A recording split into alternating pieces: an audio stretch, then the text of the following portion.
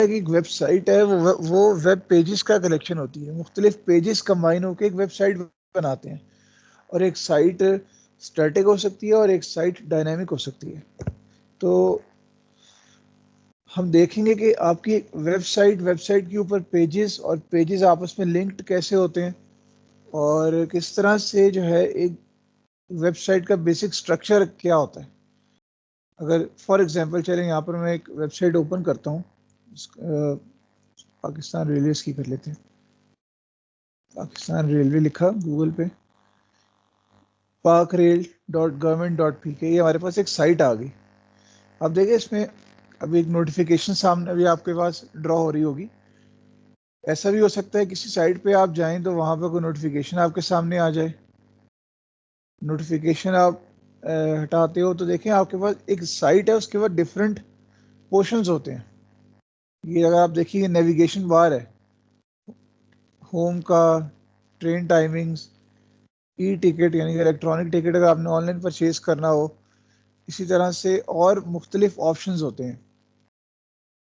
Left side पे देखें तो आपके पास लोगो आया हुआ है यहाँ पे अगर आप देखें तो पिक्चर्स चल रही हैं, डिफरेंट पिक्चर्स चल रही हैं। ये भी एक पोर्शन है।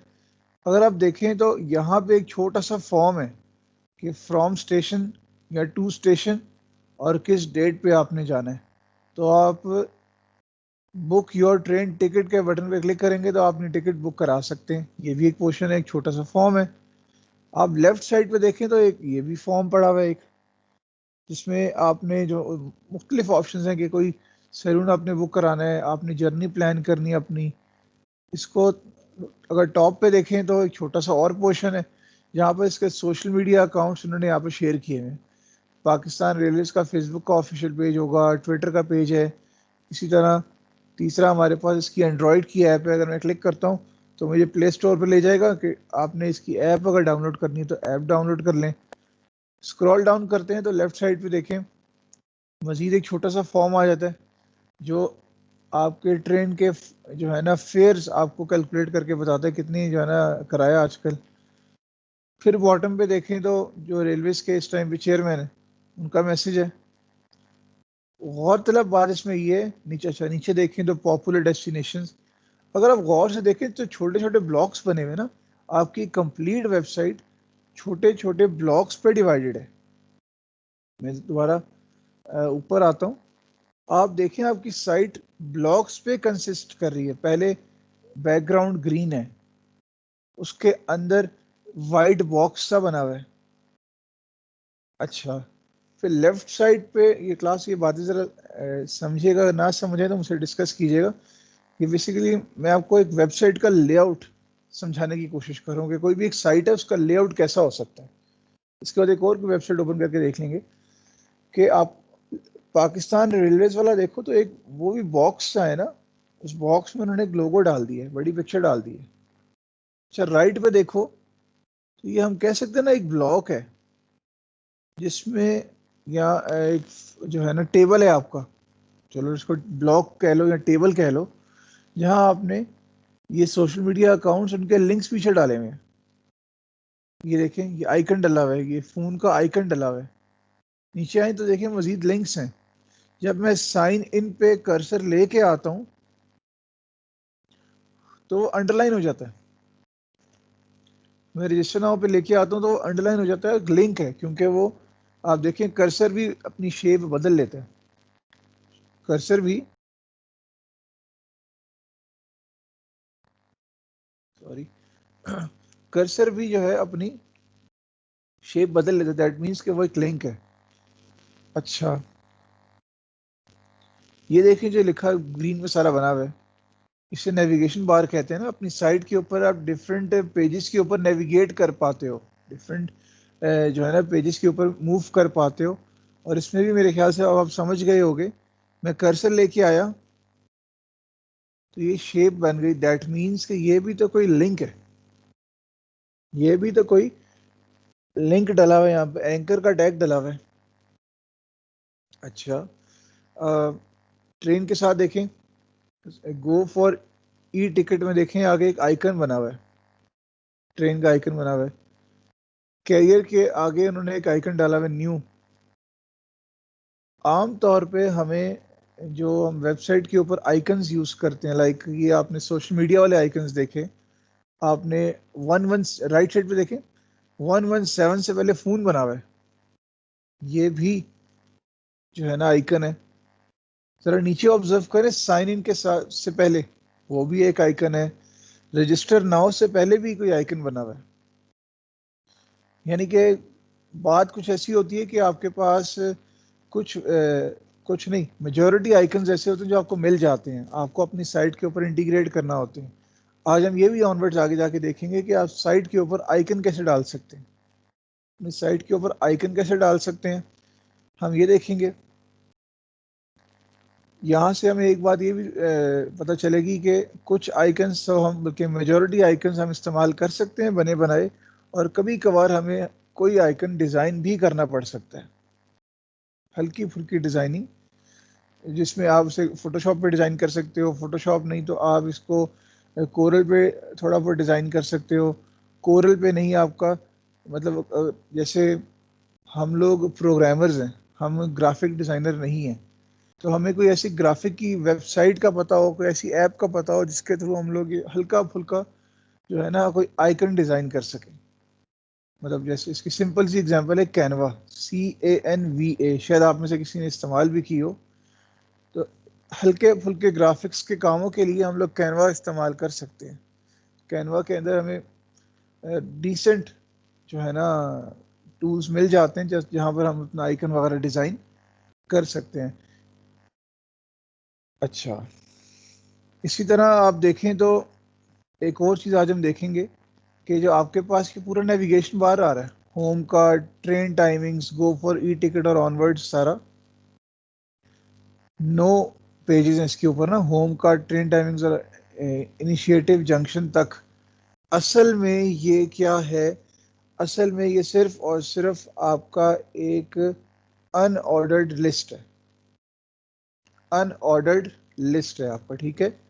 ये आज देखेंगे। फिर आप देखें नीचे जो पिक्चर्स चल रही हैं, एक सर समझ नहीं आई ये अनऑर्डर्ड की। मैं बताता हूँ। मैं अभी ये बता रहा हूँ कि जो आपके पास ये लिखा हुआ है ना, होम का, ट्रेन, यानी कि नेविगेशन बार बना हुआ है, एक्चुअली हम इसको डिज़ाइन करते हैं with help of unordered list. अब यहाँ पे जैसे देखिए कंफ्यूजन आ जाती है, अनऑर्डर्ड लिस्ट तो बुलेट्स वाली होती है, या स्टार वो सर्कल वाली होती है, या स्क्वायर वाली होती है। तो हम ये देखेंगे आज कि अच्छा ये अनऑर्डर्ड लिस्ट का हम बुलेट्स कैसे हटा सकते हैं, और अनऑर्डर्ड लिस्ट को हम एक लाइन में कैसे लिख सकते हैं। मतलब यहाँ पे कमाल आता है CSS का। फिर यहाँ पे मैं आपको बस ये दिखाना चाह रहा हूँ कि ये जो आप देख रहे हो चीज़, ये CSS का कितना कमाल है कि उसने क्या चीज़ क्या बना दी है, ठीक है। ये भी हम देखेंगे कोड में कि किस तरह से इसको बनाया जा सकता है। और एक और इम्पॉर्टेंट बात, दो बात इसके बाद मैं कहना चाह रहा हूँ।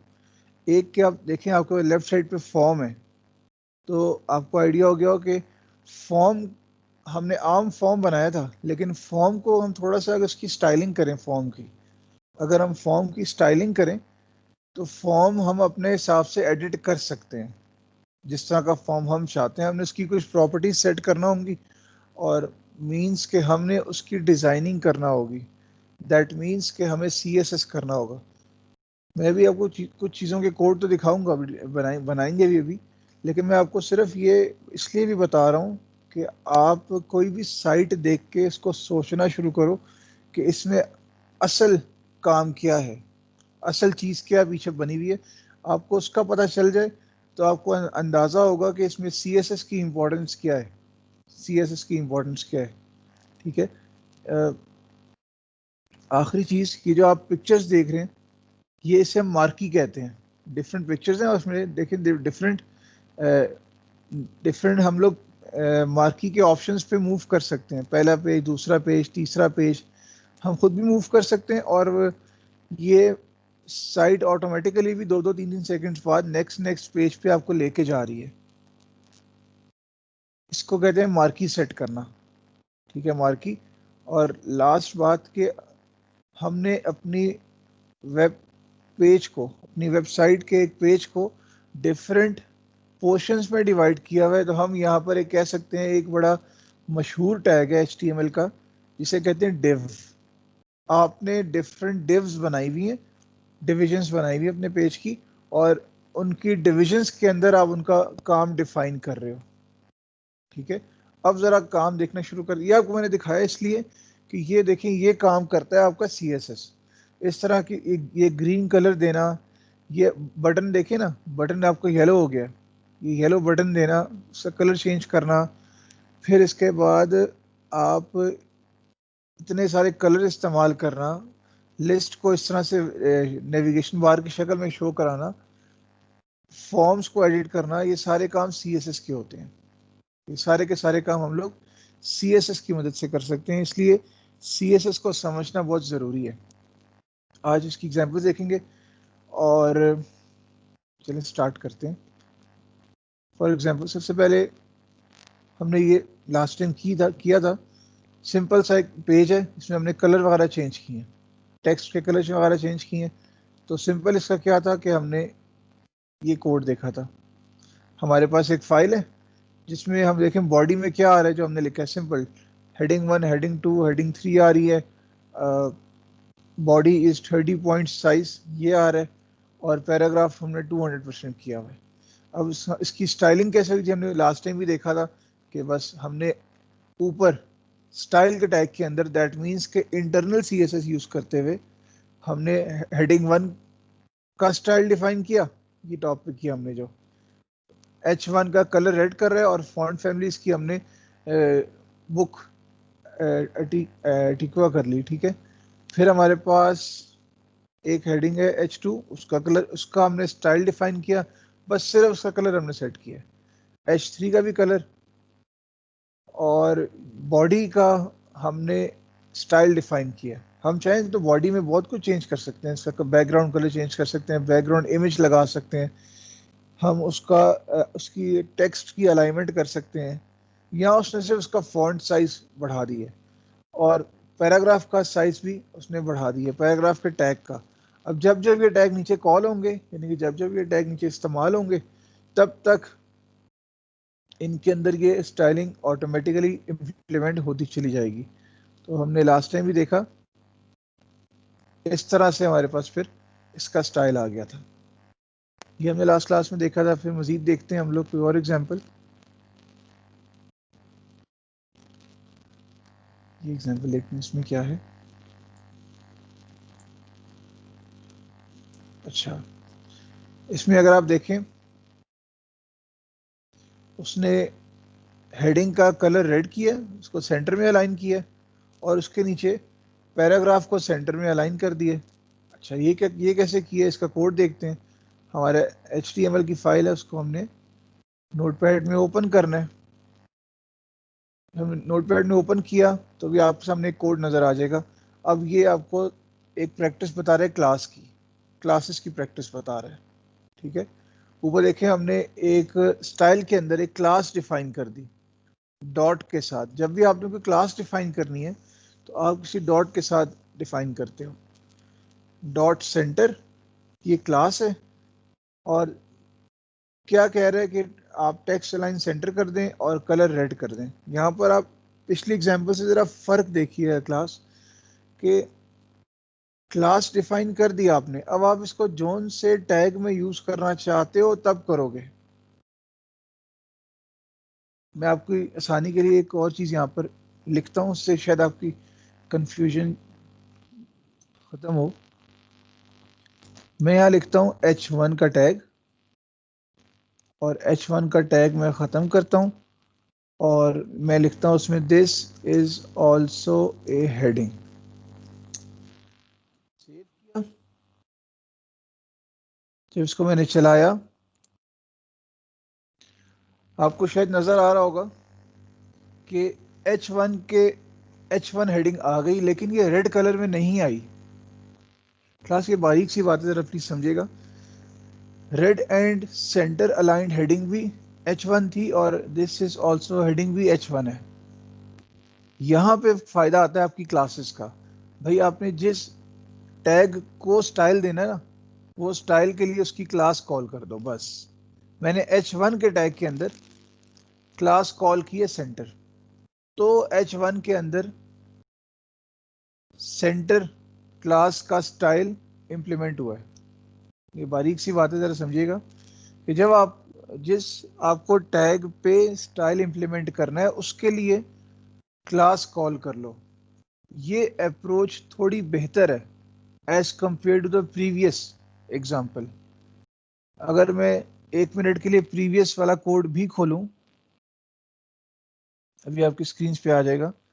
देखिए मैंने यहाँ पर किसी को भी क्लास नहीं बनाया, h2 का मैंने कलर ग्रीन किया हुआ है। अब पूरे पेज के ऊपर जहाँ कहीं भी मैं अगर h2 यूज करूंगा तो उसका कलर ग्रीन ही आएगा।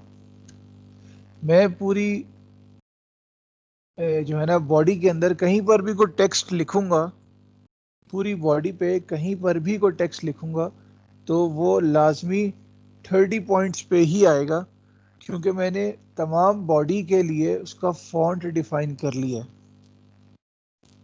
अब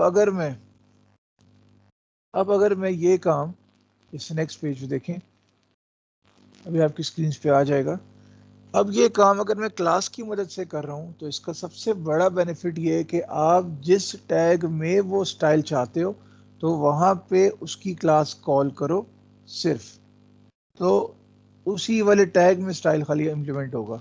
आपके सामने एग्जांपल है h1, पहले वाला जो है red and centre align heading, इसको सेंटर अलाइन किसने किया है कि आपने h1 में क्लास कॉल कर ली। अच्छा, आपको बाद में रियलाइज हुआ कि मुझे पैराग्राफ के साथ भी ये करना है, तो कोई मसला नहीं, आप पैराग्राफ के लिए भी वो क्लास कॉल कर लो। ठीक है, फिर आपको याद आया कि यार मैंने एक और हेडिंग देनी है, लेकिन ये मैंने सिंपल हेडिंग रखनी है, इसमें मैंने कोई स्टाइल वगैरह कोई लेफ्ट राइट नहीं करना, कोई कलर नहीं इसकी मैंने चेंज करना है, कोई पैडिंग या इसका मार्जिन मैंने सेट नहीं करना, तो कोई मसला नहीं। आप जो है ना उस तीसरे वाले h1 का कोई उसमें कोई क्लास कॉल ना करो, वो अपने नेचुरल स्टाइल में आएगा। ये बहुत बड़ा फायदा है आपकी क्लासेस का। लेटर ऑन आप कभी भी कोई प्रोजेक्ट पे काम करो, लेटर ऑन कभी भी आप कोई वेबसाइट या एप्लीकेशन बनाने पे काम करो, तो रिकमेंड किया जाता है कि आप क्लासेस की मदद से करो, क्लासेस की मदद से करो, ताकि आप हर तरह की एडिटिंग कर सको, हर तरह का डिज़ाइन अपनी अपनी जो है ना साइट के ऊपर आप हर तरह का डिज़ाइन इंप्लीमेंट कर सको। ये देख लें अच्छे से, इसमें कोई चीज़ पूछना चाहते हैं तो मोस्ट वेलकम, मुझसे पूछ लें।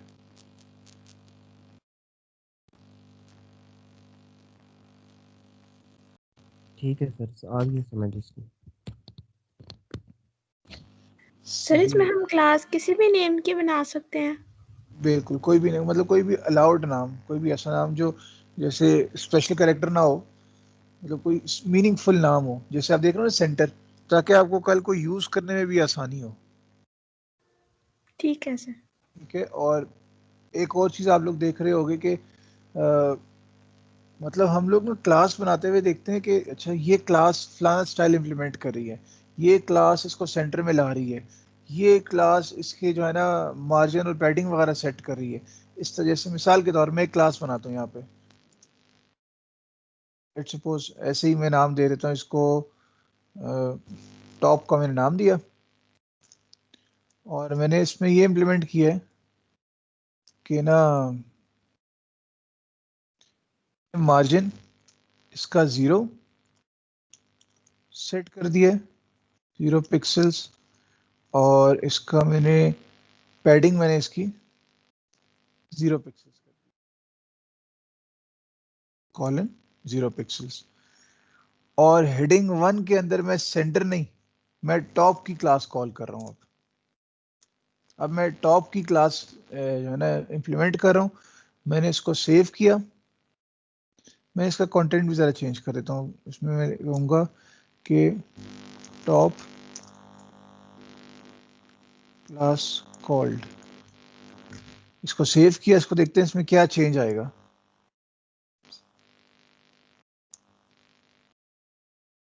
मैंने रिफ्रेश किया इसको,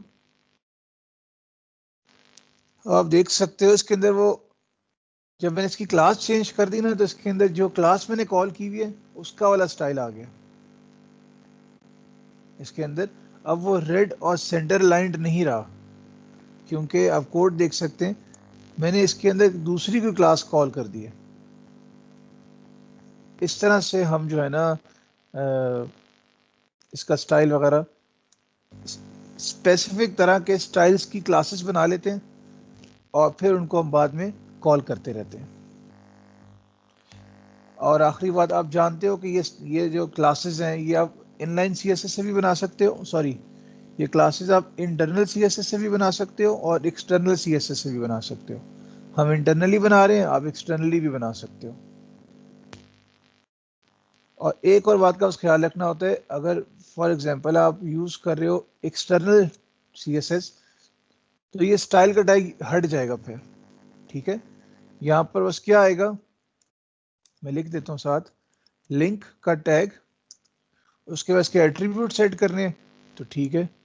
रिलेशन क्या चीज़ है ये, अच्छा जी स्टाइल शीट आने लगी है, स्टाइल शीट। और इसके आगे बताएं href हाइपरलिंक रेफरेंस क्या है जी इसका, इसके आगे आप फाइल का नाम लिख दोगे। फॉर एग्जांपल इस फाइल का नाम है स्टाइल, तो style dot C S S, ये कॉल करूंगा तो स्टाइल वाली फाइल मेरे इस फाइल से कनेक्ट हो जाएगी। गौरतलब बात यह है कि जब आप एक्सटर्नली फाइल को कनेक्ट करते हो तो इसमें स्टाइल का टैग हटा देते हो।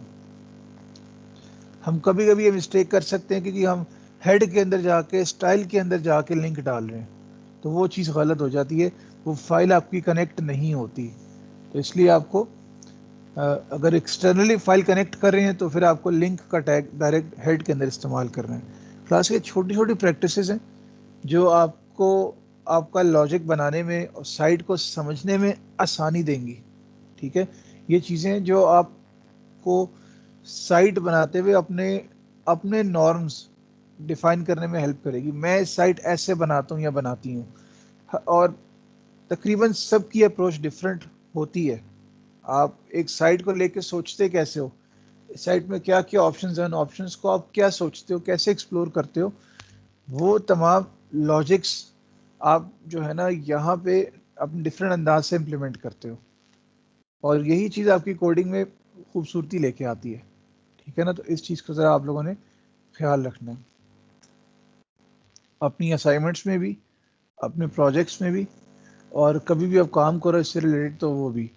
आज क्लास के एंड पे मैं आप लोगों को बता दूंगा आप लोगों का टास्क क्या है, किस तरह से आप लोगों ने जो है ना अपना पहला टास्क स्टार्ट करना है, तो क्लास के एंड पे मैं आप लोगों को बता दूंगा। ऑल राइट जी, नेक्स्ट कोड खोलते हैं।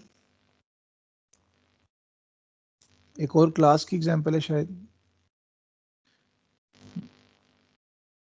तो ओपन कर लेते हैं। चलिए एक क्लास हमने देखा, ये भी क्लास का कॉन्सेप्ट इम्प्लीमेंट हुआ है, अब आप देखिएगा। और एक छोटी सी नई चीज़ है आपके लिए जो मैंने शायद कहा भी था एक दिन कि आप लोगों ने एक्सप्लोर करनी है, जो मैं अभी आपको बता रहा था कि वेबसाइट है, वेबसाइट के ऊपर डिफरेंट पोर्शंस बन जाते हैं। तो वो पोर्शन असल में क्या होता है, असल में वो काम आप डिव की मदद से भी कर सकते हो। ठीक है आप उसको टेबल से इम्प्लीमेंट कर सकते हो, लेकिन आप अच्छी प्रैक्टिस है कि आप डिव का टैग यूज़ करो। नीचे देखें डिव, डिव मीन्स डिवीजन, एक स्पेसिफिक रीजन डिफाइन हो जाता है डिव की मदद से। अब इसने डिव कैसे इस्तेमाल किया है, डिव के अंदर इसने कुछ भी नहीं लिखा, इसने डिव में क्लास कॉल की। बॉडी में देखें एक है रेड बॉक्स, एक है ब्लू बॉक्स और एक है दोबारा से रेड बॉक्स, ठीक है। यानी कि उसने दो क्लासेस कॉल की हैं। अच्छा रेड बॉक्स की क्लास क्या है जी, क्लास है ना, तो ऊपर आके देखा आपको डॉट से स्टार्ट करना होती है, क्लास आप डॉट से बनाते हो, डॉट से स्टार्ट करते हो, ठीक है। ये रेड बॉक्स क्या चीज़ है, देखते हैं इसमें स्टाइल क्या बना हुआ है। अच्छा कह रहे हैं आपने मार्जिन देना है 10 पिक्सल्स का, मार्जिन आपने देना है, मार्जिन होता है ना, आप अपना बचपन में मार्जिन लाइंस नहीं लगाते थे, मार्जिन लाइन, तो इसने मार्जिन दिया, स्पेस दी 10 पिक्सल्स की, आगे जाके विड्थ है 50 पिक्सल्स, हाइट 50 पिक्सल्स, बैकग्राउंड देना है रेड, सर और जी जी सर ये जो ऊपर वो स्टाइल के आगे वो टाइप टेक्स्ट स्लैश सीएसएस है, सर वो जी क्या जी, चीज़ है? ये फिलहाल हम कहेंगे स्टेज पे कि ठीक है ये ऑप्शनल भी है। ये बेसिकली ये बताता है कि आप अभी स्टाइल के अंदर ना टेक्स्ट या कुछ CSS का जो है ना जो कोड है वो लिखने जा रहे हो। मैंने आपको इसे बताया था कि आप के स्टाइल के टैग के अंदर ना हम और भी तरह के टैग्स यूज कर सकते हैं, लेकिन अब इसने स्पेसिफाई कर दिए कि आप स्टाइल के टैग के अंदर ना CSS वाला काम करने जा रहे हो। तो ये हम टाइप जो है ना टाइप का एट्रीब्यूट इसका सेट करके बता सकते हैं। आप नहीं करते कोई फ़र्क नहीं पड़ेगा फ़िलहाल, क्योंकि अभी हम लोग सिर्फ HTML और CSS पे काम कर रहे हैं, इसलिए इस स्टेज पे टाइप डिक्लेयर ना करने से भी कोई फ़र्क नहीं पड़ेगा। अच्छा, ये देखिएगा, और फ्लोट हमने किया लेफ्ट साइड पे। क्या हुआ, इससे क्या होगा ज़रा आप देख लेते हैं, इसको चला के देख लेते हैं कि इससे फ़र्क क्या पड़ेगा। ये देखिएगा, ये ये आपने मार्जिन दिया था ना, ये मार्जिन इतनी स्पेस इसने दे दी, ये आपने स्पेस दी थी ना, ये दोबारा आपने कॉल किया तो इसने इतनी स्पेस दे दी, और लेफ्ट की तरफ ये जो है ना क्या कर रहा है, फ्लोट कर रहा है, मूव कर रहा है, बढ़ रहा है, ठीक है। और अगर अब आप कोड पे देखें, रेड बॉक्स को उसने क्या कहा था, लेफ्ट पे फ्लोट करना है, और ब्लू बॉक्स को क्या करना है कि राइट से फ्लोट करना है। रेड बॉक्स देखे ना, लेफ्ट से फ्लोट हो रहा है, और ब्लू वाला बॉक्स देखें लिखा फ्लोट राइट, फ्लोट राइट देखें, राइट से फ्लोट हो रहा है, मूव कर रहा है लेफ्ट की जानिब। ये होता है आपके फ्लोट का काम। अब देखिए हमने सिर्फ इसमें दो छोटे छोटे से मैंने डिव्स बनाई, इसको चलो बढ़ा देते हैं। इसकी जो है ना विड्थ में करता हूँ 500 की जगह 150, और हाइट भी करता हूँ 150, और सेव करता हूँ। सेव करके मैं कोड में अपने डिज़ाइन में आया तो डिव बड़ी हो गई। मैं और बड़ा करता हूँ इसे, मैं इसको 350 कर देता हूँ। मैं हाइट वेट इसलिए इकट्ठी बढ़ा रहा हूँ ना कि हम स्क्वायर बना रहे थे। अच्छा, ये काम मैं ब्लू के साथ भी कर देता हूँ। ये हमने तीन अपनी साइड के पोर्शंस डिफाइन कर दिए, तीन पोर्शंस, तीन डिव्स बना दी। अब इन डिव्स के अंदर आप कुछ भी काम करना चाहते हो तो आप आसानी से कर सकते हो। कहने का मकसद अभी ये था कि आपने कोई रीजन डिफाइन किया, जैसे मिसाल के तौर पे मेरी पहले वाला मेरा रेड बॉक्स है, मैं इसकी हाइट बढ़ाता हूँ, मैं इसको 550 कर देता हूँ, और दूसरा रेड बॉक्स में भी हटा रहा हूँ। अच्छा, इस तरह हो गया। अब आपके पास आप देखेंगे लेफ्ट साइड पे जो स्क्वायर था वो स्क्वायर नहीं रहा, रेक्टेंगल बन गया। तो ठीक है, लेफ्ट साइड पे आप कोई पोर्शन डिफाइन कर दो, यहाँ कोई हेडिंग डाल दो, यहाँ पे कोई पिक्चर डाल दो, यहाँ कोई मार्की चला दो, कोई फॉर्म डाल दो, ठीक है। राइट साइड पे कोई और चीज़ डाल दो, सेंटर में कोई और बॉक्स डाल दो। अब आप भी क्या देख रहे हो, अब मार्जिन की प्रॉपर्टी देख रहे हो ना, मार्जिन की।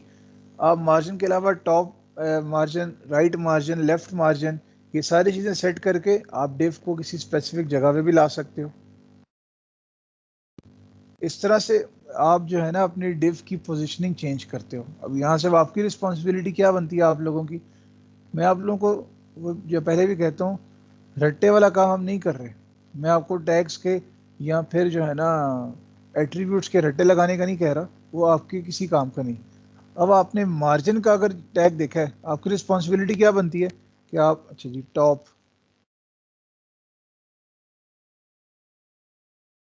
अच्छा मैंने टॉप डैश मार्जिन लिखा, इसका मतलब है ये चीज़ ऐसे नहीं होती।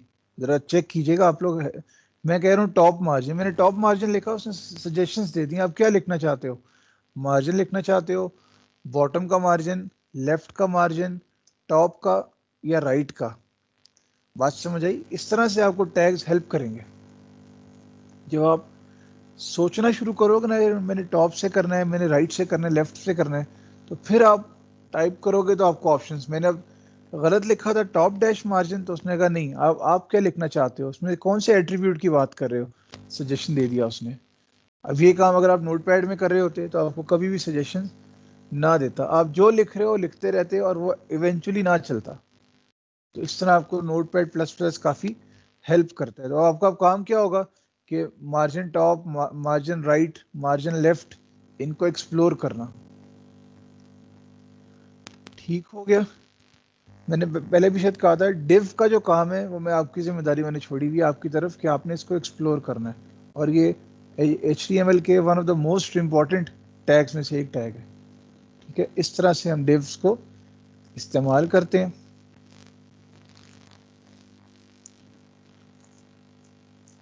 अच्छा, अब इसमें क्या है, अब देखें इसमें सर इस एग्जाम, जी जी सर यहाँ पर 3 डिव आपने डालिया, मतलब 3 ब्लॉक्स हो गए। बट सर बिल्कुल। हमारी वो जो ऊपर वाली एक लाइन है जिसमें हमारी लेंथ एंड हाइट जो है वो अगर पूरी हो जाती है तो ऑटोमेटिकली सर हमारा जो नेक्स्ट डिव होगा वो उससे नीचे बनेगा या फिर उसी लाइन में आगे बनेगा? अच्छा क्वेश्चन है। ये देखें, यही चीज़ अब इसमें देख लेते हैं। 3 डिव्स बनाई हैं और तीनों के लिए सेम मैंने स्टाइलिंग यानी कि सेम वाली क्लास मैंने कॉल की है। अब देखिए आएगा कैसे, ये देख लेते हैं। इसको मैंने ओपन किया, बिल्कुल आप वाली बात।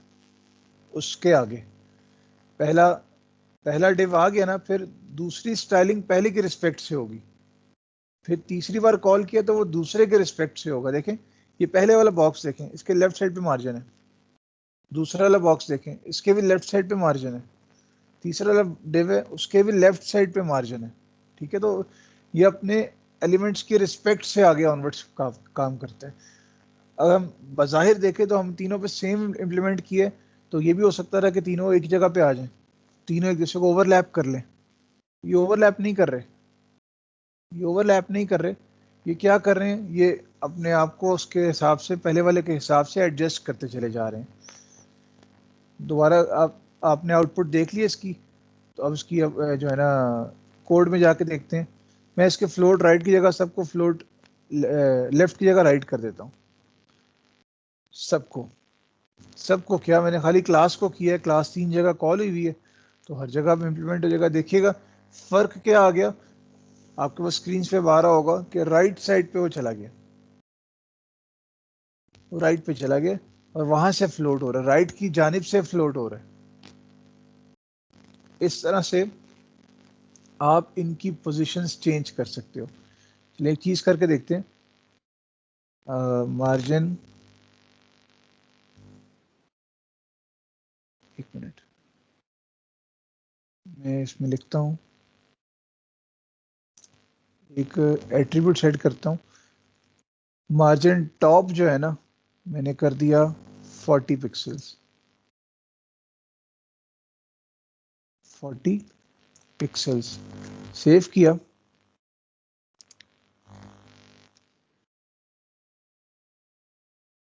अच्छा नहीं, ये इसमें नहीं चला, इसको टॉप करके देखते हैं। टॉप से 40 पिक्सल्स करके देखते हैं।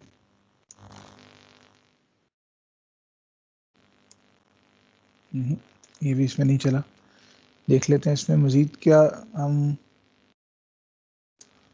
मैं अगर मार्जिन हटाता हूँ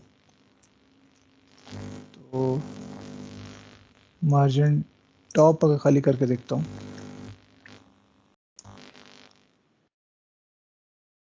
तो इसने सबको टॉप से 40 पिक्सल्स नीचे किया और ये कंबाइन हो गई, इनकी स्पेस नहीं रही। अब एक चीज़ नोट कीजिएगा, इनमें स्पेस नहीं रही क्योंकि हमने इनका मार्जिन ही ख़त्म कर दिए, हमने इनके मार्जिन ही ख़त्म कर दिए।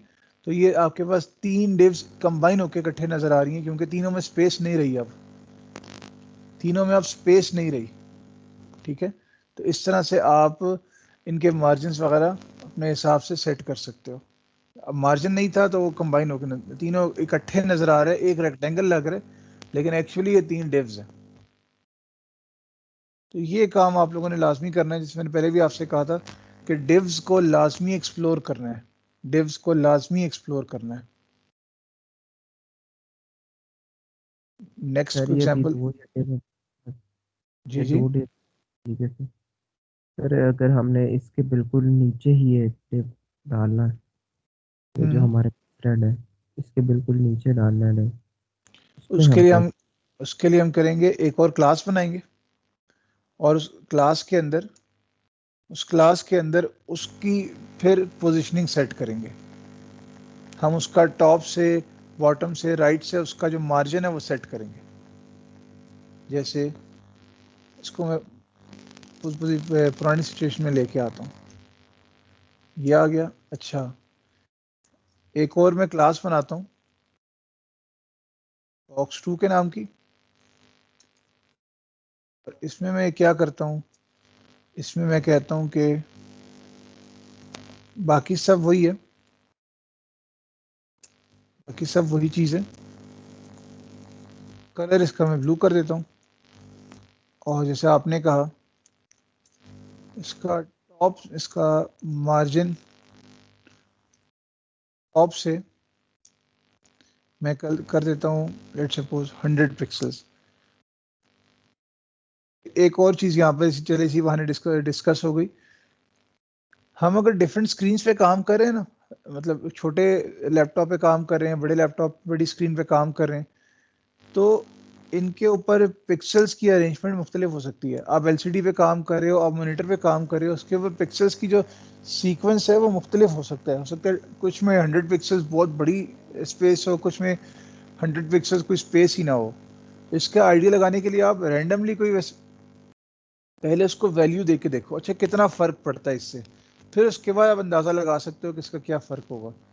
जैसे मैंने क्या एक और क्लास बना दी है और दो बॉक्स मैंने, दो डिविजन्स बनाई है मैंने, इसको मैंने सेव किया। हमें पता लग गया कि भाई दो डिव्स बन गई हैं, लेकिन एक डिव जो है ना लेफ्ट साइड पे काफ़ी हुई है।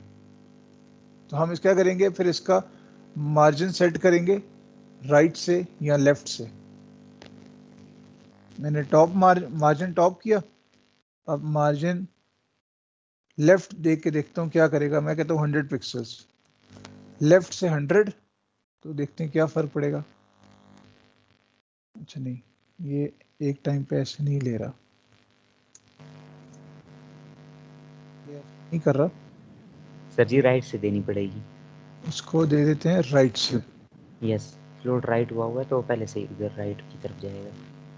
ये हम कहते हैं लेट्स सपोज 50 पिक्सल्स। तो राइट से जितना हमने, बिल्कुल जैसे इन्होंने भी कहा, थैंक यू, बहुत शुक्रिया। मैं फ्लोट वाला टैग भूल गया था, फ्लोट वाला एट्रीब्यूट भूल गया था कि ये भी डला हुआ है। तो हम ऑलरेडी जैसे इन्होंने आपको बताया सिफत ने कि फ्लोट राइट हुआ है तो राइट से जा रहा है, तो फिर आप राइट से इसका मार्जिन दोगे। ठीक है, राइट से और कितने से आगे लेके जाना है, इस तरह से। जी जी, मेरा क्वेश्चन था कि वो ब्लॉक उसके नीचे बिल्कुल कैसे आएगा, क्योंकि डिफरेंट पोर्शंस बने होते हैं हमारे पास, तो उसमें ज़रूरी तो नहीं है कि हमारे पास एक ही डिवीजन हो पूरे पेज पे। एक डिवीजन बिल्कुल भी डिवीजन नहीं में होगी, जी सर, डिविजन्स तो बहुत सारी होंगी। उसके नीचे कैसे आएगा बिल्कुल नेक्स्ट डिवीजन जो है, ये दूसरा उसके ब्लॉक है हमारा, तो उसके बिल्कुल नीचे, नीचे चाहिए। उसके नीचे लाने के लिए हमें, जैसे आपको पहले बता रहा हूँ ना, हमें मज़ीद फिर क्या करना होगा। हमें ये आपके जो मार्जिन के डिफरेंट एट्रीब्यूट्स हैं, इनको थोड़ा एक्सप्लोर करना होगा। अच्छा, इसकी राइट से पोजीशन देख के देते हैं, इसको बॉटम से देख के देखते हैं, तब आपका जो है ना वो डिव उसके एग्जैक्ट नीचे आएगा। जैसे अगर इस एग्जांपल में देखते हैं, अभी मैं इसको राइट से 0 करता हूँ, तो देखते हैं क्या करता है ये। आ गया। इसको हम मज़ीद क्या कर सकते हैं, इसका मार्जिन मैंने बॉक्स का 10 रखा हुआ है और इसका टॉप से मार्जिन मैंने राइट से 0 कर दिया है। इसको मैं 1 मिनट के लिए फ्लोट हटाया, देखते हैं अब क्या होगा। अच्छा, इधर चला गया। अब हमने इसको क्या करना होगा, मेरे सिफत आपके ख्याल से क्या होगा इसके एग्जैक्ट नीचे करने के लिए? सर जी अगर दोनों को एक दूसरे के नीचे ही करना है ना, ठीक है, तो हम क्या कर देते हैं कि हम सिंपल पहले HTML के दो बॉक्सेस या दो डिविजन्स बना लेते हैं, वो खुद ब ये खुद एक बना है। दूसरे के नीचे ही आएंगे। ठीक है, हाँ, उसको डिस्प्ले ब्लॉक्स कर देंगे, ब्लॉक डिस्प्ले कर देंगे। Display block. तो वो एक के नीचे दूसरा आएगा। ऐसे दोनों को कर देंगे। हाँ दोनों को कर दे। और तो कुछ करने की जरूरत नहीं मेरे ख्याल से। हाँ आप करें, ये ऐसे हो गया ठीक है। लेकिन इसके जो अपने जो बाकी वो है ना, क्या नाम है, ये जो सेटिंग्स है, एट्रीब्यूट्स, बाकी हाँ एट्रीब्यूट्स है, इनको हटाना पड़ेगा ताकि ये पूरा एक दूसरे के नीचे आ जाए। ऐसे होता है। नहीं, हम इसका टॉप से भी मार्जिन सेट करेंगे। सर जी जो मार्जिन आपने सेट किया दोनों के अलग अलग किए हैं, वो इसलिए फिर कोई नहीं है। हमने इनके मार्जिन अलग अलग सेट किए ना। जी जी। तो इनके मार्जिन को अगर मैं हटा दूं, टॉप से टॉप भी हटा देंगे। हाँ और उस ऊपर से भी हटा दो। ये भी देख लेते हैं। हाँ ये भी देख लेते हैं। लेकिन जो सिंप्लीफाइड तरीका है वो यही है कि अगर हम 2 सिंपल बॉक्स बना लें, वो एक के बाद एक आता है, एक लाइन एक पर। के बाद एक लेकिन आता है, बिल्कुल। लेकिन अगर मैं चाहता हूँ कि एक के बिल्कुल एग्जैक्ट नीचे दूसरा है, तो डिस्प्ले ब्लॉक कर दो, वो दूसरे वाला ब्लॉक की पहले वाले शक्ल में आ पे जाता है, बिल्कुल सही कह जी। रहे हो। तो उसमें मार्जिन वगैरह नहीं डालनी पड़ेगी? ये तो इकट्ठे आ गए ना, अब दोनों इकट्ठे आ गए। इकट्ठे ऊपर नीचे लाना। अब इसका एक मिनट, इनके फ्लोट्स हटा के देखते हैं। तो ये मेरे ख्याल से लेफ्ट साइड पे आ जाएगा बाय डिफॉल्ट। यस, ये इस तरह आ गया। ये देखिए, ये ब्लॉक डिस्प्ले ब्लॉक होने की वजह से एक ये दूसरे के डिस्प्ले नीचे। ब्लॉक होके एक दूसरे के नीचे आ गया। अब इसको अगर हम देते हैं मार्जिन लेफ्ट से 10 पिक्सल्स, दोनों को 10 पिक्सल्स मार्जिन हम 10 का देते हैं। अच्छा ये लेफ्ट से किया। इनका मार्जिन अगर हम राइट से सेट करके देखते हैं, दोनों का मार्जिन अगर हम राइट से सेट करके देखें, तो हमारे पास राइट पे तो इस तरह आ रहा है। इसको लेफ्ट कैसे करेंगे? मतलब राइट की तरफ लेके जाना है। हाँ, जैसे राइट पे यही चीज राइट पे आ जाए। अच्छा तो एक मिनट। सर उसमें हम फिर वो बहुत ज्यादा पिक्सल दे देंगे ना। नहीं नहीं बहुत नहीं। ज्यादा, वो बहुत मुश्किल काम हो जाएगा। इसके अगर लिए जैसे 400 इसके 400 करके देखते हैं, जब तक सिर्फ सोच रहे तब तक हम ये भी करके देखते हैं। ठीक है, ये मार्जिन राइट है तो मार्जिन लेफ्ट करके देखते हैं। लेफ्ट, और इसको भी लेफ्ट आ गया। 400 की जगह इसको हम 1000 कर देते हैं। 1000 अब चलाते हैं इधर, और मजीद करने के लिए 1500 कर देते हैं। तो हमारा ये स्क्रीन से बाहर निकल गया। स्क्रीन से बाहर चला गया तो इसको कम कर लेते हैं, 1300 कर देते हैं। तो 1300 किया तो ये राइट पे आ गया। चलें जी, मुबारक हो, आखिरकार वो चीज़ हमें जो चाहिए थी मिल गई। अब हमें एहसास हुआ कि नहीं ये बॉक्स बहुत छोटा है, तो हम इसको मिसाल के तौर पे 150 कर लेते हैं। यहाँ इसके बाद देखिएगा फिर आपको कुछ चेंज करने की जरूरत शायद पड़े एक चीज़। 150।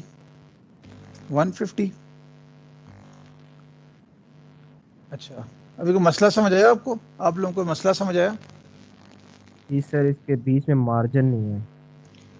वो तो ठीक है, लेकिन ये तस्वीर बहुत ज़्यादा राइट पे चली गई है।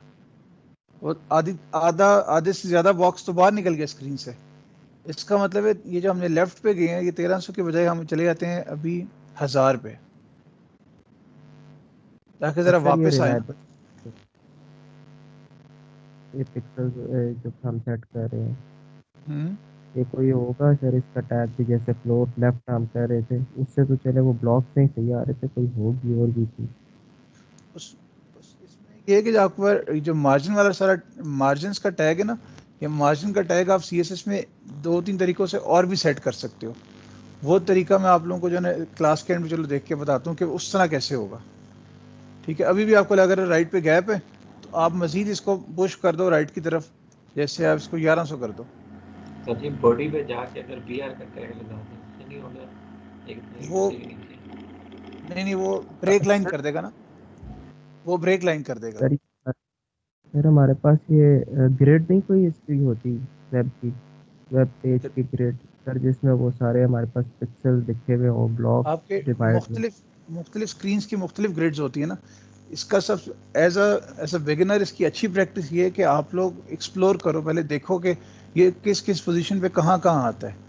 उसके बाद जाके जो आपके जो है ना असल में आगे जाके आप काम करते हो फिर बूट स्ट्रैपिंग पे, वो भी हमारा आएगा 1-2 वीक्स में, वो भी काम आएगा कि हम बूट स्ट्रैपिंग कैसे करते हैं, कैसे एक साइट को, एक पेज को, उस पर मौजूद एलिमेंट्स को हम लोग रिस्पॉन्सिव कैसे बनाते हैं, कैसे वो स्क्रीन के जो है ना साइज चेंज होने से किस तरह अपने आप एडजस्ट करता है, बूट स्ट्रैपिंग कहते हैं इसको। तो वो कॉन्सेप्ट मैंने अभी इसके बाद रखा हुआ है, आपके आउटलाइन में भी आएगा, तो इसलिए इसके बाद रखा हुआ है कि पहले आप बनाना सीख जाओ, फिर इसकी जो रिस्पॉन्सिवनेस है वो इसके बाद इम्प्लीमेंट कर देंगे। ठीक है, इस तरह से हमने ये 2 बॉक्सेस बनाए और ये ऊपर नीचे भी बन गए आवाम की पुरजोर फरमाइश पे। फिर आगे चलते हैं। मैंने आपको उसे एक दो चीज़ें और बतानी है इसमें। इमेज का ज़रा बता देता हूँ। इमेज 2 इमेजेस हैं, उनको कैसे सेट किया जा सकता है। जैसे फॉर एग्जांपल ये एक पिक्चर है, ये पिक्चर ये पेज पे कैसे एडजस्ट हुई हुई है, इसके लिए क्या क्या एट्रीब्यूट्स थे ये देखें। ये आपके पास उसका कोड है। सिंपल आपने बॉडी में एक पिक्चर डाली हुई है और पिक्चर कैसे आई है, ये बैकग्राउंड इमेज के टैग से, एट्रीब्यूट से। बैकग्राउंड इमेज का आपने एक प्रॉपर्टी सेट करना है जिसका नाम है URL, और उसमें आपने एक वैल्यू देनी है जिस जगह आपकी ये पिक्चर पड़ी हुई है।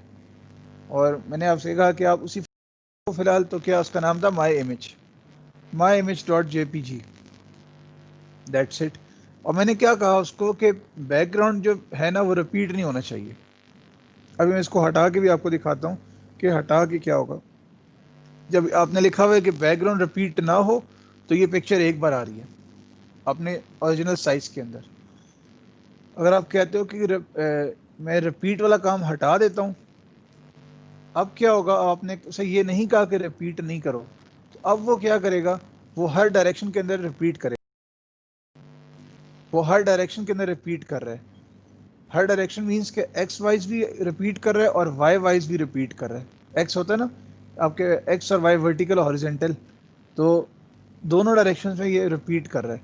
मैं ज़रा चेंज करता हूँ, मैं कहता हूँ नहीं, बैकग्राउंड जो है ना वो रिपीट हो एक्स के अंदर, एक्स की डायरेक्शन में। ठीक है, तो अब आप, मैंने इसको सेव करके चलाया तो खाली एक्स की डायरेक्शन में आपका जो बैकग्राउंड है वो रिपीट कर रहा है। इसी तरह एग्जैक्टली आप कहते हो नहीं, ये जो है ना एक्स में नहीं वाई में रिपीट होना चाहिए, तो आप इसको कमेंट कर दो और बैकग्राउंड रिपीट वाले को चला दो। वाई वाले को आपने चला दिया, सेव किया, तो ये वाई की ये आपका, एक मिनट, सेव नहीं हुआ, बैकग्राउंड रिपीट करना है वाई में, तो अब ये वाई में आपका जो है ना बैकग्राउंड रिपीट होने लग गया। नो रिपीट करोगे कहीं भी नहीं होगा, किसी स्पेसिफिक एक्सिस पे करना है तो उस स्पेसिफिक एक्सिस पे ये आपका डायग्राम रिपीट होना शुरू हो जाएगा। ये बस आपको मैंने यहाँ ये बताना था कि बॉडी में आप बैकग्राउंड इमेज कैसे डालते हो और उसको आप अगर 2-3 एट्रीब्यूट्स दिखाने थे रिपीट के हवाले से, बस इतनी चीज़ इसमें सिखानी थी। फिर इसमें एक और एग्जांपल है, मैं उसकी आपको पहले शक्ल दिखा देता हूँ। ये एग्जांपल है। अब ये एग्जांपल क्या, यहाँ पे कैसे आई है, ये पिक्चर यहाँ कैसे आई है, इसको देख लेते हैं। अब आपने इसको क्या किया है, वही पुरानी चीज़ है कि आपने जो है ना इमेज को किया है इंपोर्ट, रिपीट ख़त्म किया है, तो उसको आपने कह दिया है कि आप उसकी जो पोजीशन सेट कर रहे हो वो राइट वाली है, ये वाली। ऊपर देखें, ऊपर वाला काम सारा कमेंट किया हुआ है मैंने। बैकग्राउंड पोजीशन राइट करोगे राइट पे चला जाएगा, बैकग्राउंड पोजीशन सेंटर करोगे तो सेंटर में, और बैकग्राउंड पोजीशन लेफ्ट करोगे तो बाय डिफ़ॉल्ट लेफ्ट ही आता है। ठीक है, और टॉप से मैंने मार्जिन दिया हुआ 200 पिक्सल्स का, तो आपके पास ये पिक्चर एडजस्ट हो जाती है। ये मैंने छोटी सी चीज़ दिखानी थी आपको बस। अब मैं किस पे आना चाह रहा था आपको, एक और मामूली सा एक कोड है, वो दिखा देता हूँ।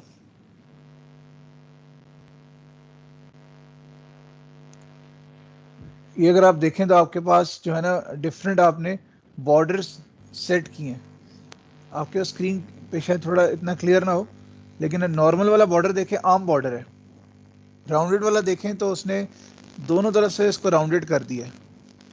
मजीद राउंडेड करना है तो उसने राउंडर तीसरे वाला दिखा दिया आपको। और राउंडेस्ट बॉर्डर मतलब ज़्यादा उसको आपने अगर राउंड करना है तो ये लास्ट वाला बॉर्डर है। ये कैसे सेट होगा, कोई मसला ही नहीं आपका। आप वापस आए, असल में क्या है, असल में आपके पास 3-4 पैराग्राफ्स हैं। ये पैराग्राफ्स हैं आपके पास जो आपने एंड पे लिखे हैं। बस क्या किया, इन पैराग्राफ्स को आपने बॉर्डर दे दिया। आपको शायद मेरी वो बात याद आ रही हो कि मैंने कहा था कि डिफरेंट स्टाइल्स के लिए आप डिफरेंट बॉर्डर्स, डिफरेंट स्टाइल्स के लिए आप डिफरेंट क्लासेस डिफाइन करते हो। डिफरेंट स्टाइल्स के लिए डिफरेंट क्लासेस। ठीक है जी, पहले आपको जो पैराग्राफ है नॉर्मल बॉर्डर, इस नॉर्मल बॉर्डर में आपने क्लास कॉल किया नॉर्मल। अच्छा, नॉर्मल में क्या लिखा है ऊपर देख लेते हैं। ये देखें, पी डॉट नॉर्मल। ये आपने इस पैराग्राफ के अंदर इस क्लास को, इस पैराग्राफ की इस क्लास को सेट करना है। भाई वो कह रहा है बॉर्डर कर दो 2 पिक्सल्स सॉलिड में रेड के साथ। मैं 2 पिक्सल्स नहीं, मैं 4 कर देता हूँ। तो आपका मतलब इसमें समझाना मैंने क्या, आपको दिखाना सिर्फ इतनी सी चीज़ थी कि ये सीक्वेंस होता है। पहले साइज दिया जाता है, फिर उसका स्टाइल, और फिर उसका कलर दिया जाता है। अच्छा, राउंड 1 में क्या होगा, जो आपका सिंपल राउंड था, आप उसका रेडियस 5 पिक्सल्स का कर दोगे, मतलब पिक्सल, फिर रेडियस को चेंज करोगे। अगर आप सब में देखें तो आपने सिर्फ रेडियस को चेंज किया है और आपका बॉर्डर कैसे राउंड से राउंड होता चला जा रहा है। आपने इसमें मैं सिर्फ ये मैंने आपको सिखाया है कि आपने किसी भी चीज़ का, एलिमेंट का बॉर्डर, अगर किसी भी टैग का अगर आपने बॉर्डर सेट करना है तो आपने अगर राउंड करना है तो उसका सिर्फ रेडियस आपको एडजस्ट करना है। उसका रेडियस आप एडजस्ट करोगे तो आपके पास इस तरह का आउटपुट आ जाएगा। इस तरह का आपके पास आउटपुट आ जाएगा। बस इसमें ये चीज़ थी नहीं। फिर मैंने आपको क्या दिखाना था, हाँ, एक छोटा सा काम जो मैं आप लोगों से एक्सपेक्ट करूँगा। ये देखें, वो माय इमेज जो मैं बार बार यूज़ कर रहा था। एक छोटा सा काम जो मैं आप लोगों से एक्सपेक्ट करूँगा, ये मेरा कोड नहीं है, ये वाला, ये मेरा W3 स्कूल से मैंने दिखाने के लिए आपको कि ये कुछ और आइकन्स हैं। हार्ट का आइकन है, कार का आइकन है, फाइल का आइकन है, मेन्यू का आइकन है, और नीचे देखें डिफरेंट कलर्स और डिफरेंट साइज में आइकन्स हैं। ये आइकन्स आपकी फाइल में इंपोर्ट कैसे हुए, ये आइकन्स आपकी फाइल में इंपोर्ट कैसे हुए, ये मैं चाहूँगा कि आप थोड़ा सा इसको एक्सप्लोर करो। मैं भी आने वाले लेक्चर में थोड़ा आपको एक्सप्लेन भी कर दूंगा अगर टाइम मिला आज, लेकिन मैं एक्सपेक्ट करूँगा कि आप लोग देखेंगे ये कैसे इंपोर्ट हो। इसका कोड मैंने आपको दिया हुआ भी है, इसका कोड मैं आपको एक नज़र दिखा भी देता हूँ कि आपको अपने फाइल के अंदर, अपने पेज के ऊपर जहाँ पे कहीं आइकन अगर चाहिए तो उसको कैसे इंपोर्ट कर सकते हैं। इसने यहाँ फॉन्ट ऑसम की किट इंपोर्ट की है और नीचे इनकी क्लासेस हैं। एक्चुअली ये क्लासेस मैं आपको इसलिए पढ़ा रहा था, इनकी मुख्तलिफ क्लासेस हैं। ये क्लाउड वाला देखें ना, एक मैं दोबारा दिखाता हूँ। ये क्लाउड आपके पास छोटे साइज में भी था और रेड और ब्लू और आपका ब्लैक में भी क्लाउड था। इसके लिए क्या किया आपने, सिर्फ ये देखें, FA क्लाउड की क्लास आपने इंपोर्ट किया। आपके जहन में आएगा हमें याद कैसे होगा, आपने याद नहीं करना क्लाउड की क्लास क्या थी, आपने बस ऑसम की साइट पे जाके लिखना है क्लाउड आइकन, तो आपको क्लाउड आइकन की क्लास मिल जाएगी। बस फिर अपनी मर्जी का उसका स्टाइल दे दो, साइज क्या देना है, कलर क्या देना है, स्पेसिफाई कर दो। नहीं करोगे तो ब्लैक में आएगा बाय डिफ़ॉल्ट। करना चाहते हो तो इस तरह से इसका स्टाइल आप डिफाइन करते हो, ठीक है। और ऊपर देखें, आपने कोई स्टाइल नहीं दिया तो ये क्लाउड का, हार्ट का, कार का आइकन, फाइल का आइकन, बार्स का आइकन, ये आपने इनकी क्लासेस वहाँ से कॉल की। अब ये क्लासेस कैसे चल रही हैं, क्लासेस कहाँ डिफाइन है, इस किट के अंदर यहाँ पे डिफाइंड है। ये आपने लिंक डाला यहाँ पे, तो फिर आपका काम इससे आसानी से हो जाता है। ये थोड़ा सा आप लोगों ने एक्सप्लोर करना है, थोड़ा सा आपने एक्सप्लोर करना है ताकि आप अपनी साइट के अंदर, अपनी एप्लीकेशन के अंदर जो टास्क आप लोगों को आज भी थोड़े बार असाइन किया जाएगा उसके अंदर आप इसको प्रॉपर्ली इस्तेमाल कर सको। सर जी जी, ये जो स्क्रिप्ट आपने सर ये एक वाला लिंक यहाँ फिर पर से बता दें। लिंक किया हुआ, मैं दोबारा दिखा रहा था, 1 मिनट। सर सर जो ये वाला आपने स्क्रिप्ट मुश्किल है। लिंक किया हुआ, ये थोड़ा डिफरेंस है, मैं बताता हूँ। क्या कह रहे हैं आप, पूछिए सर दोबारा। कुछ सर मैं कह रहा हूँ ये जो स्क्रिप्ट आपने लिंक किया हुआ है, अगर हमने डिफरेंट और भी हमें आइकन्स चाहिए हम्म तो हम क्या ये दोबारा स्क्रिप्ट दोबारा लिखेंगे और दोबारा उसको दूसरा लिंक दे देंगे उस जगह पे, या फिर उसके लिए कोई और प्रोसीजर? नहीं नहीं, ये आपने, अच्छा एक और इंटरेस्टिंग चीज़, ये स्क्रिप्ट के टैग में इस्तेमाल हुआ है। ये आपने देखना है कि स्क्रिप्ट के टैग के हट के लिंक के टैग से भी कैसे इस्तेमाल हो सकता है। लिंक के टैग के अंदर भी इस्तेमाल हो सकता है। सेकेंडली ये कि आपने एक फाइल के अंदर एक बार लिंक ऐड करना है, एक बार लाइब्रेरी ऐड करनी है बस, ठीक है। उसके बाद आपने जहाँ जहाँ इस्तेमाल करना है ना, आपने बस जो चीज़ यूज़ करनी है ना उसका आपने टैग यूज़ करना है, उसकी आपने क्लास कॉल अ, करनी है। ठीक है सर, वो मुझे समझ आ गई है, पर मैं कह रहा हूँ कि सर कभी कभी होते हैं ना कि हमारे आइकन्स वो टोटल हमारे पास जो हमें चाहिए उससे और भी चाहिए, हमें और भी कोई चीज़ चाहिए, उसका डिफरेंट कोई लिंक है अगर हमने वेबसाइट में डालना है, तो सर हम वो दूसरा लिंक भी स्क्रिप्ट डाल के बस डाल देंगे या उसके लिए कुछ और होगा? वैसे तो जितने आइकन इस पे मौजूद हैं यही आइकन्स ऑलमोस्ट हर जगह पड़े होंगे। अगर आपको किसी और लाइब्रेरी से ऐड कराने हैं मिसाल के तौर पे, तो आपको उसके लिए फिर दूसरा उसकी लाइब्रेरी, एक और लाइब्रेरी ऐड करानी पड़ेगी कि जो मैं ये आइकन डाल रहा हूँ ये इस वाली लाइब्रेरी में नहीं था। लेकिन आमतौर पे मिल जाता है, उसी के अंदर सब कुछ मिल जाता है। ये मैंने जैसे अभी एक स्टूडेंट ने भी पूछा कि ये सर मुश्किल है, ये मैंने इंटेंशनली आपको दिखाया कि अच्छा ये स्क्रिप्ट में लिखा हुआ है। इसका एक और तरीका होता है कि लिंक के थ्रू, वो आपने थोड़ा सा एक्सप्लोर करना है कि किस तरह आप फॉन्ट ऑसम को लिंक के थ्रू अपने साइट पे इंटीग्रेट कर सकते हो। नहीं समझ आएगा तो मैं यहीं पर हूँ, मैं एक्सप्लेन करूंगा, लेकिन थोड़ा सा मैं एक्सपेक्ट करूंगा कि सर आप ये लोग जी जी सर ये जो आइकन्स हैं ये इस जो आपने डाला है लिंक इस एग्जैक्टली देख लिखा है ना, get your own code at fontawesome.com, इस पे जाके देखिएगा।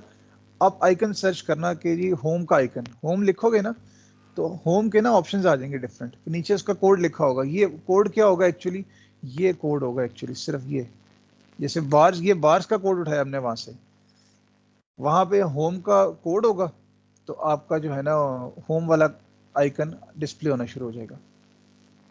ठीक है, ये जरा सर इस, लिंक हम एचरेफ से करवा सकते हैं। नहीं, ये जो हमने इसको ऐड करना है ना, ये हमने इसी वाले टैग में ऐड करना है। हाँ, एच रेफ के अंदर स्क्रिप्ट कॉल करा वाला। नहीं, स्क्रिप्ट, ये जो फाइल है ना ये जावास्क्रिप्ट की फाइल है, इसलिए ये स्क्रिप्ट में आया हुआ है। अगर आपको लिंक ऐड कराना है तो आपको लिंक के टैग की मदद से ही कराना होगा। लिंक का टैग, लिंक में आपको एच रेफ देना पड़ेगा। दो ठीक। चीजें होती हैं, एक होता है एंकर टैग, एक होता है लिंक टैग। तो आप इसको लिंक के टैग के थ्रू दोगे, वो जरा देखिएगा वो कैसे दे सकते हैं। और आई का टैग आइकन के लिए यूज हो रहा है। आइकन के लिए इस्तेमाल होता है ठीक। यहाँ पे, ठीक है। चलिए अब एक छोटी सी प्रैक्टिस आपको और दिखाता हूँ। जैसे वेट अ मिनट, ये कौन सा वाला था, हाँ, ये मैं आपको दिखाना चाह रहा हूँ। ये चीज़ अब कैसे बनी, मैंने जहाँ से डिस्कशन स्टार्ट की थी वो मैंने आपको रेलवे का पेज क्यों दिखाया था, इसलिए दिखाया था। आप रेलवे के पेज से थोड़ा इसको रिलेट कर सकते हो। अच्छा भाई, ये इसमें क्या है, इसमें आपके पास एक लिस्ट बनी हुई है। अच्छा, ये लिस्ट इस तरह कैसे आई, पहली बात तो ये लिस्ट इस तरह कैसे आई ये देख लेते हैं। और उसके बाद ये लिस्ट में आपने ये देखोगे कि जब मैं जिस पे लेके जाता हूँ कर्सर, उसका कलर बदल जाता है। और प्रोग्राम्स में जाता हूँ तो ड्रॉप डाउन मेन्यू खुल जाता है, एडमिशंस के अंदर ड्रॉप डाउन मेन्यू खुल जाता है। और देखिए सबके अंदर ये चीज़ हुई भी है कि जब माउस इस पे जाता है, दैट मीन्स के इसे कहते हैं H over, hover, hover effect, hover effect भी कहते हैं इसको, कुछ लोग एच ओवर भी पढ़ते हैं।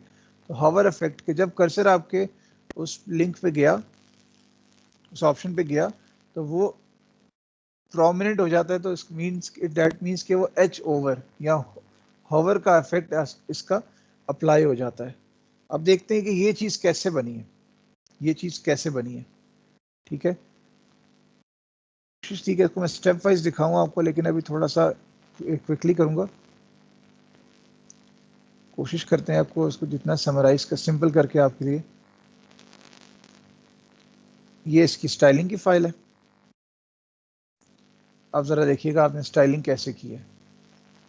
सबसे पहले तो आपने इसको देखें, अच्छा आपने किसी भी लिंक को अगर ऐसा बनाना हो ना कि उस पर क्लिक करें तो वहीं पर रहें, जैसे पेज पे देखें मैं होम पे क्लिक करता हूँ, मैं होम पे रहता हूँ। मैं अबाउट पे क्लिक करूंगा तो अबाउट अस पे रहूँगा। मैं जिस पे क्लिक कर रहा हूँ मैं वो लिंक मेरा कहीं और पर मुझे रीडायरेक्ट नहीं कर रहा, मैं उसी के उसी पेज पे रह रहा हूँ, लेकिन ये लिंक भी है। तो इसके लिए आपको क्या करना पड़ता है, सिर्फ कि आपको href में हैश की वैल्यू देनी पड़ती है। आप href में हैश अगर लिखोगे तो उसी करंट पेज पे रहोगे। ठीक है, अभी आप सिर्फ ये देखें, ये अनऑर्डर्ड लिस्ट शुरू हुई है और ये अनऑर्डर्ड लिस्ट खत्म हो रही है। 1 मिनट के लिए जरा ये देखें, मैं ये काट रहा हूँ, कट किया, सेव किया, इसको भी मैंने कट किया। मैं जरा पहले आपके लिए काम सिंपल कर दूं।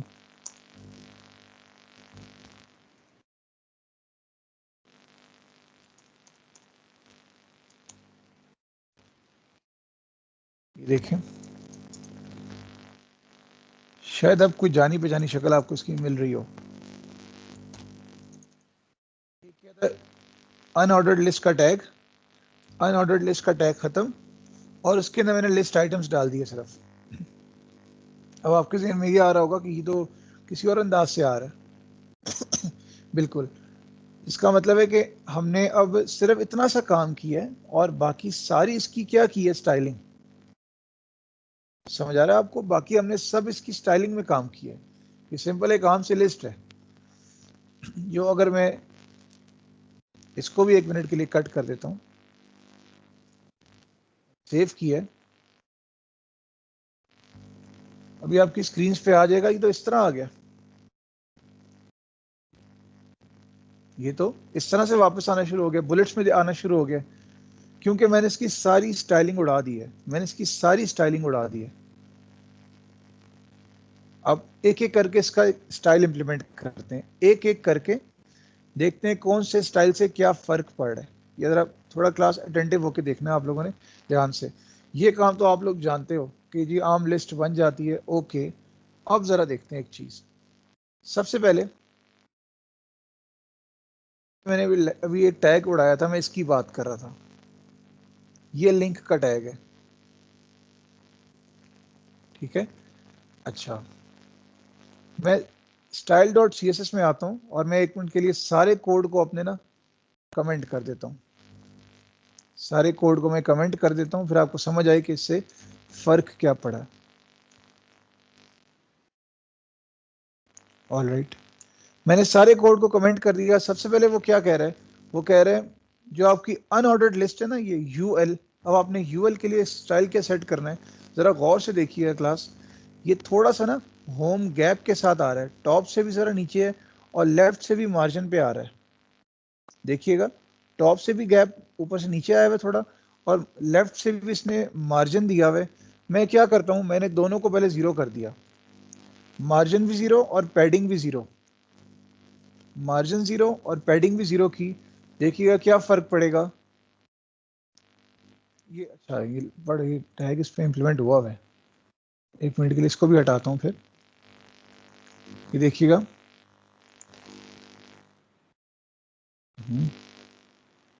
ये कोई गड़बड़ है। अच्छा, इसको सेव नहीं किया था मैंने,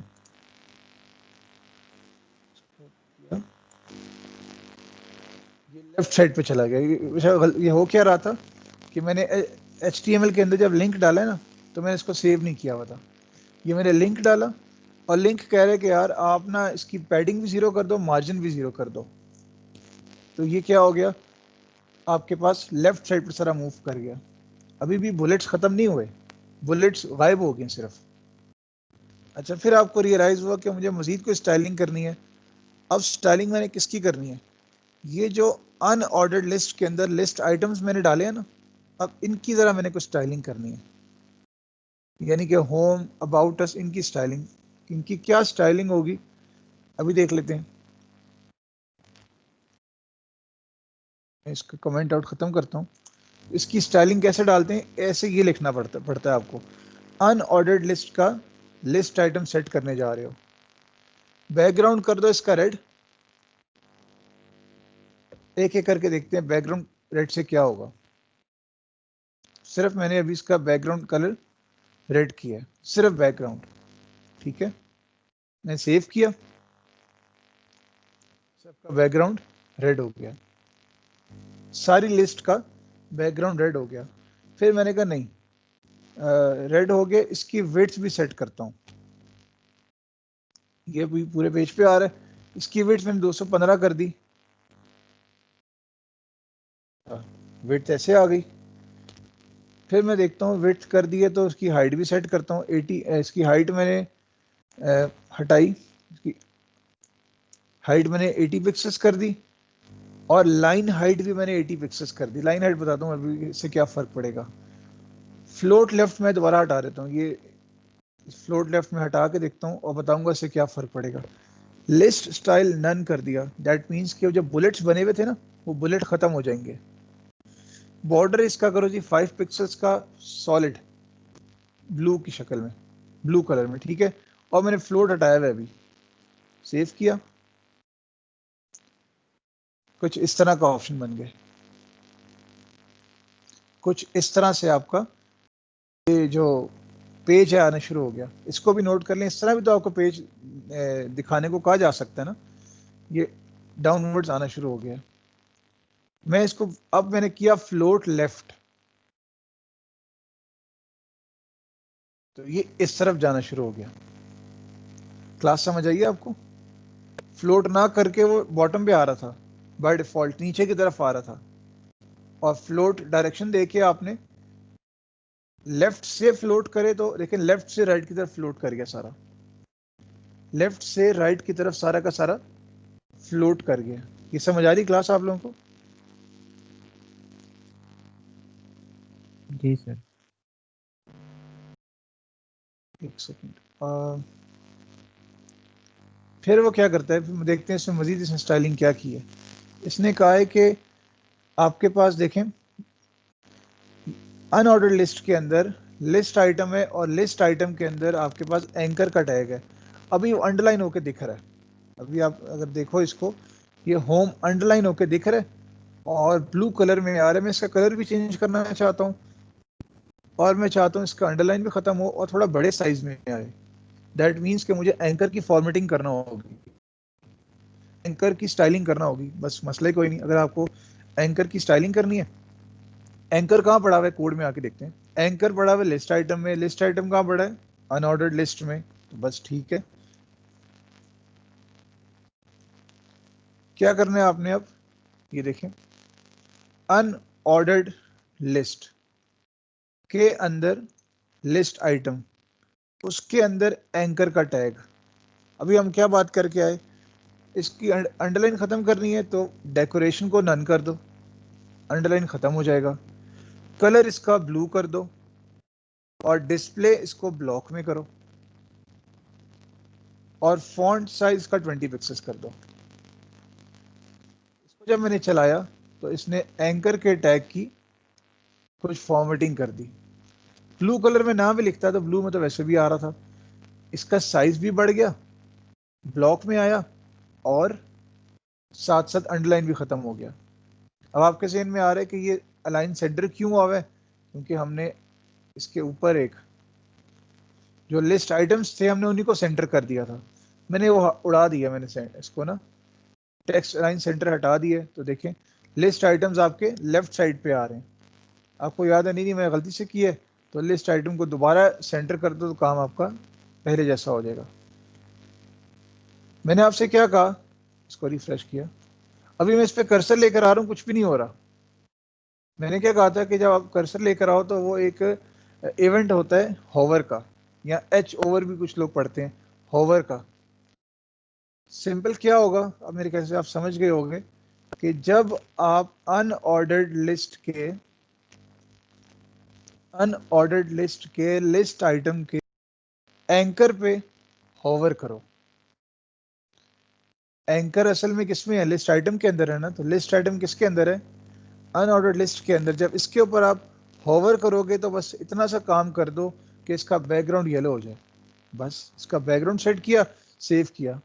अब देखें मैं एडमिशन्स पे कहीं पर भी जाता हूँ तो उसने उसको जो है ना उसका बैकग्राउंड येलो कर दिया, उसका बैकग्राउंड येलो कर दिया। अच्छा, क्लास कोई डाउट, कोई चीज़ समझ ना आई हो? मैं यहाँ पे स्टॉप कर रहा हूँ ज़रा, मैं यहाँ स्टॉप कर रहा हूँ। मैं ड्रॉप डाउन मेन्यू कैसे बना, मैं उस पर भी नहीं आ रहा। मैं पहले इस कोड को देखें एक बार, मैं वो बताऊँ आपको, और फिर जो है ना थोड़ा इस बार खुद ट्राई कीजिएगा कैसे हुआ था। ये कोड वापस उस शक्ल में आ रहा है। आप गौर करोगे कि ये जो एडमिशन्स था, एडमिशन्स वाला जो लिस्ट आइटम था वो ख़त्म होने से पहले मैंने इसके अंदर एक और अनऑर्डर्ड लिस्ट डाल दी है।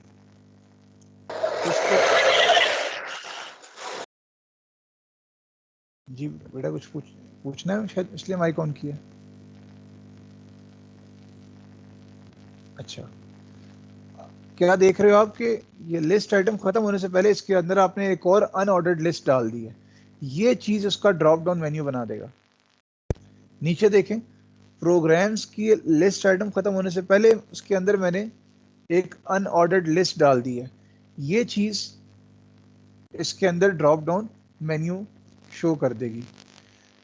थोड़ा सा इसका स्टाइलिंग का ये दो काम रह गए, ये मैं आप लोगों को जो है ना नेक्स्ट क्लास में इंशाल्लाह ताला दिखा दूंगा। नेक्स्ट क्लास में इंशाल्लाह दिखाता हूँ। यहाँ पे मैं रिकॉर्डिंग स्टॉप करूँ और आपसे